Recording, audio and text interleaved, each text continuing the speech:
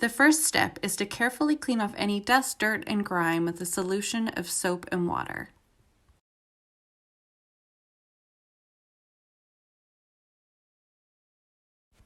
Now it's time to apply your first layer of your chosen base color.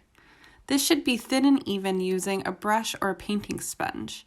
It's applied to give the surface an initial layer of color and texture.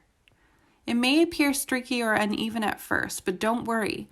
More layers will smooth out any imperfections. Once dry, you can move on to adding additional layers or begin the glazing process. For step 3, we added a second layer. It's time to add your first layer of glaze. We suggest 4 parts glaze to 1 part paint. This layer is a thin and transparent coat that adds depth and dimension to the piece. It allows the underlying paint color to show through as well.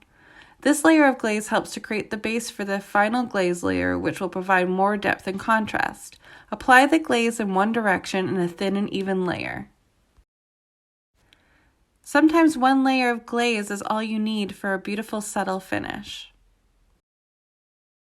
Do just like you did in step 4. Don't worry if it looks a bit messy at first. As the glaze dries, it will turn into a beautiful finish.